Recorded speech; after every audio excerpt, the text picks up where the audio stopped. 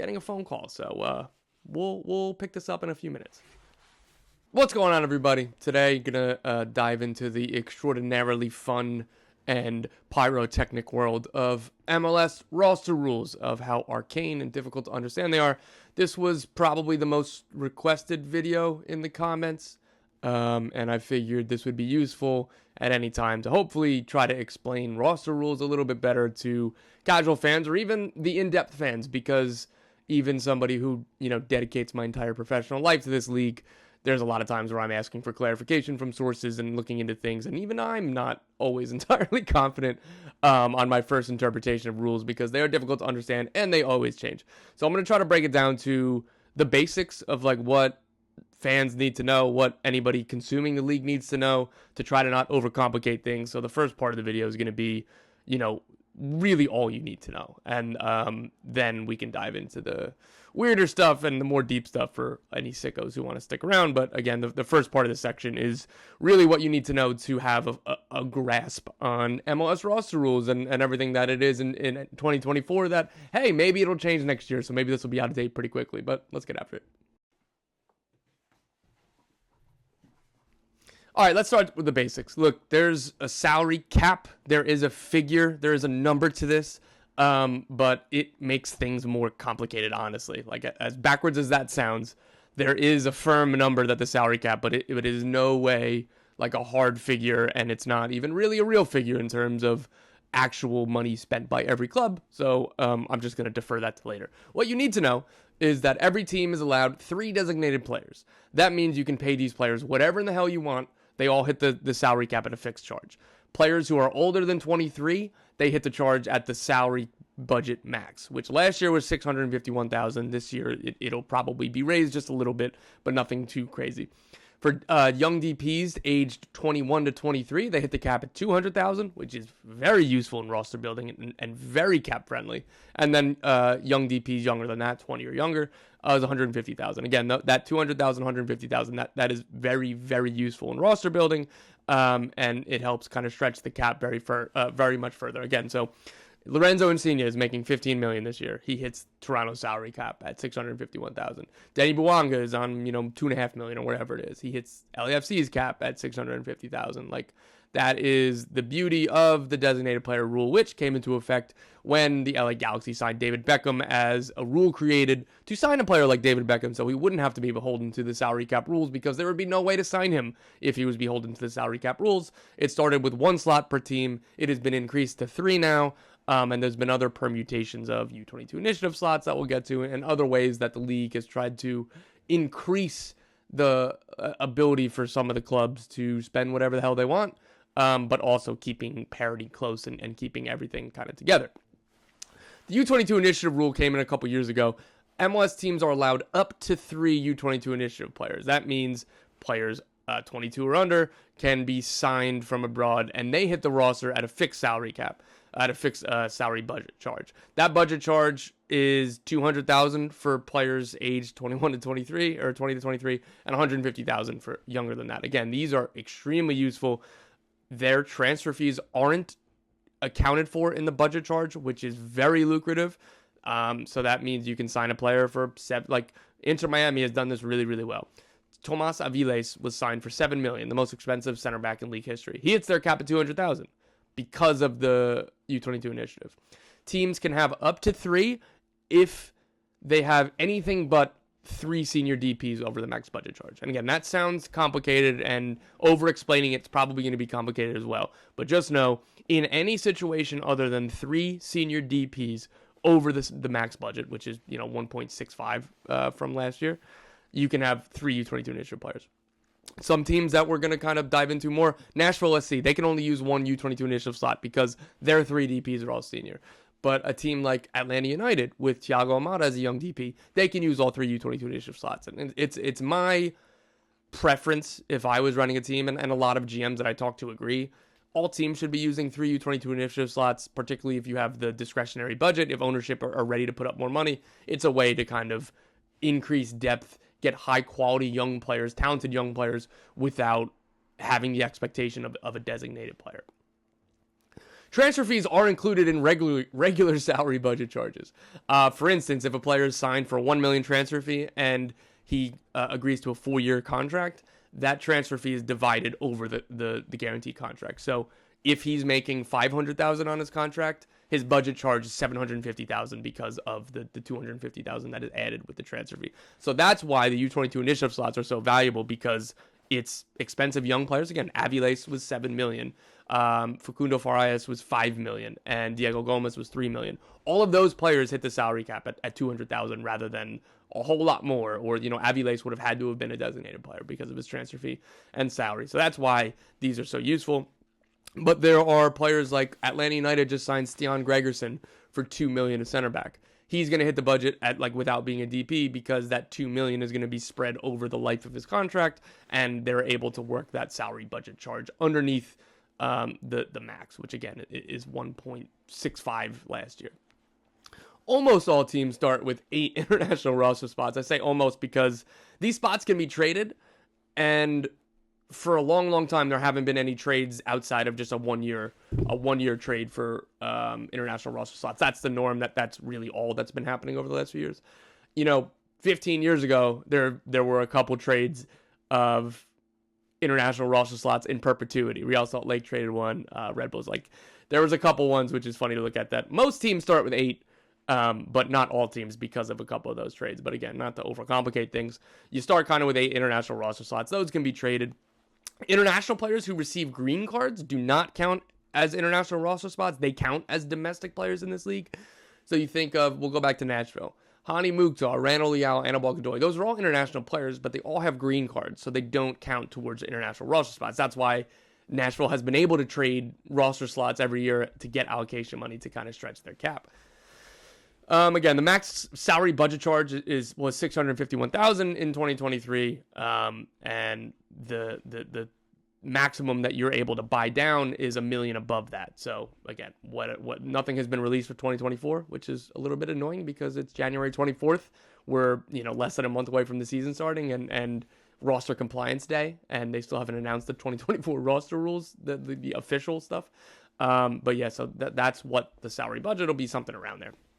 Every team gets 20 senior roster spots of their total 30 roster spots. Those 10 after the senior roster spots are filled by supplemental roster spots. It's a mix of homegrown players and reserve players. Homegrown player is are academy graduates signing their first team contracts. They don't count against the salary cap. They're eligible to be on those supplemental roster spots. And that is obviously very valuable. And teams like Philadelphia Union, FC Dallas in particular, have really made the best use of this. Again, now that's a lot of word salad. That's a lot of stupid terms. Let's kind of take this in practice. I've already referenced Nashville a few times, but they have 3 senior DPs: Hani Mukhtar, Walker Zimmerman, Sam Surridge. All 3 of those players cannot be bought down with allocation money. That means that they can only use one U22 initiative slot, and that is currently held for Drew Yearwood, who they acquired in a trade from the New York Red Bulls this winter. They've traded a lot of international roster spots because they've been able to get green cards. That's another arcane governmental kind of thing that some teams like Nashville are better at getting green cards quicker than other teams. Again, these are connections. These are, I don't know this world in terms of immigration law and everything else, but Nashville are good at it. So that's why they've been able to trade a lot of international roster spots, because most of their international players count as domestic players. Another team that is so Nashville's roster build is more or less set for 2024. One team that is currently working through these permutations is the Portland Timbers. They have one DP right now. It's a senior DP. It's Evander. He can't be bought down. He's locked in stone. They already have 3 U22 initiative players: Santiago Morena, David Ayala, and Juan Mascara. That means that they can still sign one more senior DP, but if they were to add a third designated player, it would have to be a young DP or somebody under the max budget charge. Some examples of players that were DPs last year under the max budget charge include Alex Ring, Seba Lobajanice from Atlanta. There are a lot of examples of that. Paul Arriola was that he could be bought down in Dallas, but he wasn't last year. So those are examples of senior players who aren't above, are the colloquial term is restricted designated player, in that they are occupying a designated player spot, but they don't necessarily need to. They can be bought down. So anyway, the Portland Timbers can still add one DP however they want to, but that third DP spot either has to be a young DP or has to be a restricted DP. Again, these sound like foreign terms as they are, and I was trying to say that this section was going to be the basics. It is the basics. Again, I know this sounds pretty stupid and pretty foreign, but again, like these are some of the basic rules. You just have to know 3 designated players, that transfer fees count into the budget charges, the roster spots, the international roster spots.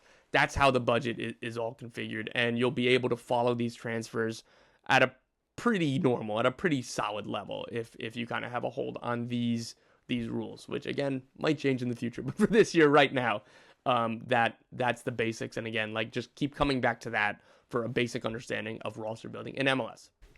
All right, the true sicko stuff, the advanced stuff, stuff that, again, I find myself talking to sources and asking questions and follow-up questions and clarifications and double-checking on all of it.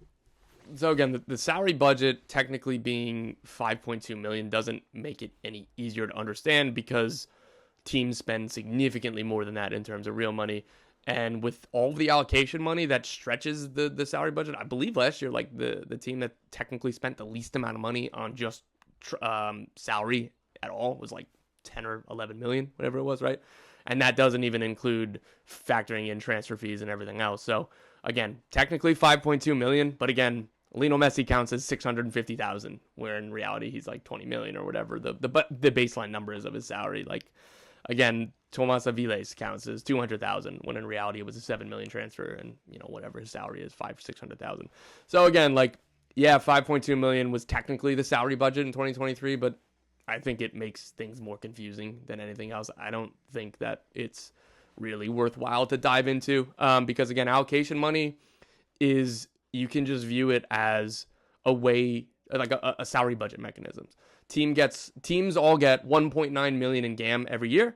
They get money. Teams get a fixed amount of allocation money every year. In 2023, that was 1.9 GAM and about like 2 million in TAM. And let's just go ahead into the GAM and TAM. TAM is being phased out slowly. TAM cannot be traded. It can really only be used at the moment to buy down salary charges. GAM can be both used to buy down salary charges and also used in trades, both for players, for assets, everything else. But again, view GAM and TAM as extensions of the salary cap. So if the salary cap, again, that the fake number is 5.2 million, well, 2 million GAM, you can use all of that to buy down salaries. So 7.2 million. Another 2 million in TAM, 9.2 million, right? Like, so just off the bat, before you do anything else, the salary cap is borderline double what the number technically is. So that's, again, why things are more confusing than they really need to be. Teams can also get allocation money, again, from trading assets, whether it's players, whether it's international roster spots like Nashville, whether it's draft picks, whatever you can trade, you can get allocation money for it. You can also get allocation money for outbound transfers. The most lucrative is homegrown transfers. So that's why FC Dallas were able to make a few really big trades. Like Paul Arriola was acquired for a league record fee of $2 million in allocation money. That is not feasible for other teams or many other teams, just because that's a whole lot of allocation money. That's all of the allocation money you get in 1 year. But for Dallas, they had just sold Ricardo Pepi and Brian Reynolds and Tanner Tessman. Those are 3 homegrowns. They got a whole lot of allocation money that they needed to use, and they used it to acquire Paul Arriola. So again, there are a lot of ways to regenerate allocation money. Allocation money continues to go up because expansion teams get more of it when they start as like a little boost to start. So there's more in the system. There's been more transfers abroad, particularly of homegrowns, which increase the amount of allocation money in the system, which again is just another way to increase the salary cap for teams. And again, Dallas gets that money in the salary cap, but then they traded it to DC United for one trade, and they traded it to New England for Sebastian Lletget. So other teams benefit from this as well. MLS teams can use 1 buyout per season. Again, this is a salary cap mechanism. It just means that the contract is still valid or whatever, right? Like they still technically own rights depending on what the agreement is.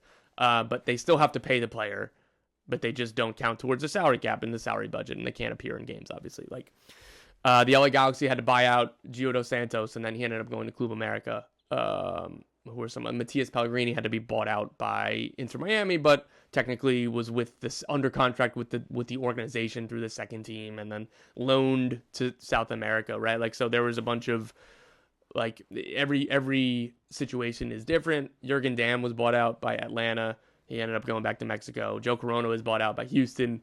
He ended up going to, I believe, Sweden, and the Swedish club paid him the minimum in Sweden, and Houston was on the hook for the rest of his contract. So that's kind of how that works. Again, that's just a kind of a get out of jail free card for teams like Atlanta have used buyouts a whole lot in recent years, and it's a way to just take another swing with getting rid of a bad deal at like, again, it just pocket costs rather than salary cap hell. Discovery rights, I think we'll end here because this is a doozy. MLS clubs have discovery rights where they essentially get the first right of refusal to sign players from abroad. The list is currently capped at 5 players, so you can have 5 players on your discovery list. It used to be 7. That was changed this offseason. But I guess an example of this, Atlanta signed Steon Gregerson. Orlando were also interested in him, but Atlanta had his discovery rights priority, so they pretty much had the first crack at signing him. This was implemented, single entity kind of system so that MLS clubs weren't bidding against each other. Look, these are, informal conversations happen all the time. So teams can both be interested in the same player, just can't be like officially doing all this. If a team wants to acquire that top spot, they can kind of request it. And if the team who has a top spot doesn't make an official offer, the next team automatically gets his rights for $50,000 in allocation money. If that team in the top spot makes an actual offer, they need to agree with the other MLS club. So that's why some discovery rights trades are for $50,000 in allocation money, and others like Kiki Oliveira to LAFC, Minnesota had his rights. I believe it was like $250,000. I don't love this rule. I don't love the idea that you can make money off a player that you had no authority over. You just had his discovery rights. So I don't love that, but that is what it is. Again, that's continuing to shrink. It used to be bigger in the past. And again, I think as we get to modern MLS, modern soccer, it's trending in the right direction. As slow or as whatever as it may be, that's at least the positive news there. How much fun was that? How much fun was diving into roster rules and me just monotone rambling here? I think that was informational. I don't think that was the most fun or most exciting thing. Again, I hope that people learned, and again, particularly the people who are asking to explain the roster rules. I hope that was helpful. Again, feel free to ask for anything you kind of want in terms of videos. I'm always taking suggestions, like a piano bar. At one point, I think in next month, I'll do an AMA or whatever. I don't know. We'll figure it out. Cheers. Until next time.